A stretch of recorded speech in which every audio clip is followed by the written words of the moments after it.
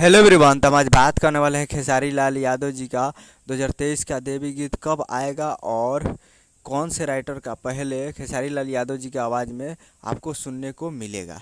और कल 3 अक्टूबर को खेसारी लाल यादव जी मुंबई में बहुत सारे देवी गीत का रिकॉर्डिंग किए हैं और आज रियाज करते हुए खेसारी लाल यादव जी दिखे, जो कि आपको स्क्रीन के ऊपर दिखाई दे रहा है, जो कि आप देख रहे हैं स्क्रीन पे। और रियाज करते हुए खेसारी लाल यादव जी दिख रहे हैं और बहुत ही जल्द खेसारी लाल यादव जी का देवी गीत आ रहा है।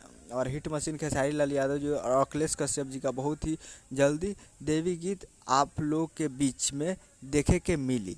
ये खेसारी लाल यादव जी के राइटर अखिलेश कश्यप जी खुद यूट्यूब पे ये वीडियो डाले हुए हैं और बताए हुए हैं कि कब आएगा और इसमें रियाज करते हुए दिखेंगे खेसारी लाल यादव जी।